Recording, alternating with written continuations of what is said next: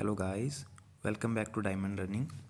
तो पिछले कुछ दिनों से हमारी जो है वीडियो वो रेगुलर नहीं आ रही थी, बट शॉर्ट्स वगैरह में मैं एक्टिव था। लेकिन चलो, उसका रीज़न जो है I will explain you later. लेकिन आज 12th क्लास के लिए हम लोग अपना जो चैप्टर पढ़ेंगे दैट इज़ चैप्टर माइक।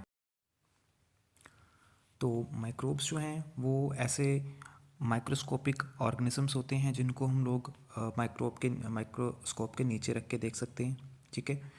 और इसके अंदर जो है अलग अलग आपको एग्जांपल्स मिल सकती हैं। ठीक है। तो वो एग्जांपल्स जैसे आप लोग देखोगे क्या क्या हो सकती हैं। तो जैसे कि इसके अंदर है कि कुछ वायरस बैक्टीरिया हो सकते हैं। ठीक है, वायरसेस हो सकते हैं और फंजाई हो सकती है। ये सब के सब क्या होते हैं, ये माइक्रोब्स की कैटेगरी में आते हैं, है ना। और ये हमें सॉइल में, वाटर में, हमारी बॉडी के अंदर, ठीक है, या कुछ अदर एनिमल या प्लांट्स के अंदर मिल सकते हैं। ठीक है। और इनकी कुछ अनयूजुअल जो है हैबिटेट्स भी होती हैं, ये मिल सकते हैं। ठीक है। जैसे कि ये बहुत ज़्यादा हाई टेम्परेचर 100 डिग्री सेल्सियस से हाई टेम्परेचर पर भी मिल सकते हैं, या सॉइल के अंदर डीप मिल सकते हैं। ठीक है।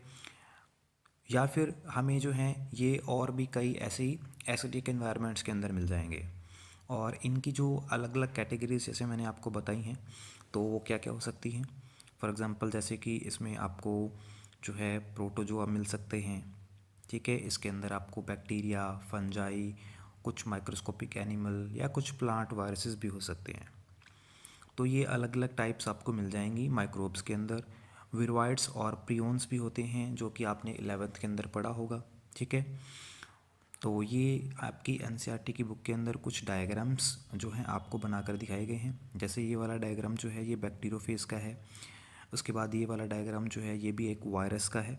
ठीक है, बैक्टीरियोफेज भी एक वायरस होता है। नेक्स्ट इसके बाद में जैसे ये रॉड शेप बैक्टीरिया है, और उसके बाद में ये रॉड शेप्ड वायरस की स्ट्रक्चर है। ठीक है। तो ये आपको डायग्राम्स मिल जाएंगे। नीचे वाले डायग्राम में आपको फंजाई की जैसे एक कॉलोनी है तो फंगल ग्रोथ आपको दिखाई गई है।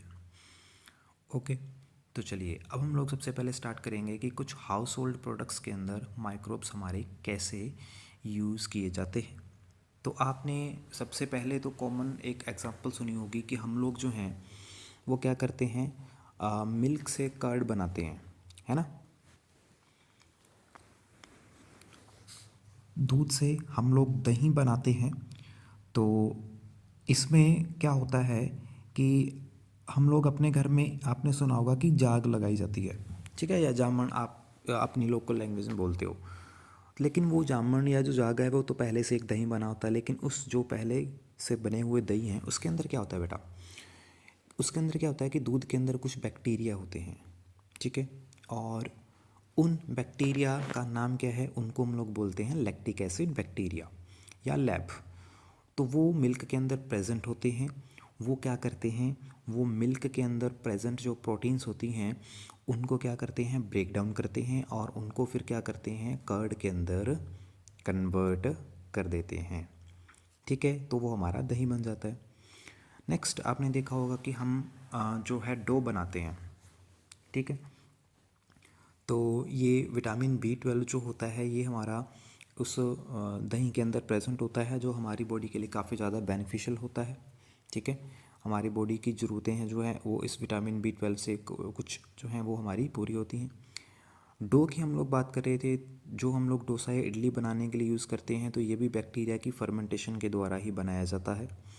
तो इसमें कार्बन डाइऑक्साइड जो रिलीज़ होती है उसके कारण इनकी पफ्ड अपीयरेंस जो है डो की हमें नज़र आती है। तो वो कैसे होती है बेटा, जो बैक्टीरिया होते हैं वो जब फूड का जो है एनारोबिकली फर्मेंटेशन करते हैं, ठीक है, तो वो क्या करते हैं, कार्बन डाइऑक्साइड की प्रोडक्शन करते हैं।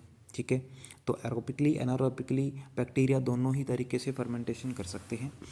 तो वो कार्बन डाइऑक्साइड जो उनकी फर्मेंटेशन से रिलीज़ होती है, तो उसी के कारण ही क्या होता है, उनकी ये पफ्ड अपीयरेंस नज़र आती है। ठीक है।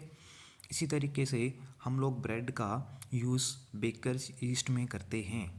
ठीक है। और इसमें जो बेकर यीस्ट की एग्जांपल क्या है, कौन सी यीस्ट होती है, दैट इज़ सैकेरोमाइसिस सेरेवेसी।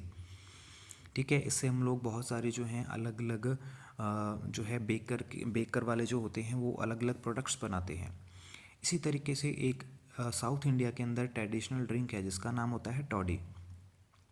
ये टॉडी भी क्या करी जाती है, जो हमारा पाम होता है, पेड़ होता है, तो उसके जो पत्ते होते हैं तो उनको फर्मेंटेशन करवाया जाता है और उनकी फर्मेंटेशन से क्या करते हैं, ये एक ड्रिंक बनाई जाती है। इसके अलावा जो फ़िश है, जो सोयाबीन है, जो बाम्बू है, तो इन सब फूड आइटम्स को, प्लांट्स को, जानवरों को भी हम लोग क्या करते हैं, फर्मेंटेशन करवाते हैं और इनके से भी अलग अलग टाइप के फूड प्रोडक्ट्स या ड्रिंक्स हमारी बनाई जाती हैं। फिर उसके बाद में आपने चीज़ का नाम सुना होगा, चीज़ आपने खाई होगी, ठीक है, पनीर वगैरह आप लोग बोल देते हो। तो ये जो है चीज़ की बहुत अलग अलग वैरायटी हैं। जैसे एक स्विस चीज़ है तो उसके अंदर बहुत काफ़ी बड़े बड़े होल दिखते हैं। आपने टॉम एंड जेरी वाला देखा होगा है ना। तो उसके अंदर क्या होता है कि वो जिसके पास में चीज़ होती है, काफ़ी बड़े बड़े होल देखते हो है ना, चूहा उसके अंदर भागता फिरता रहता है।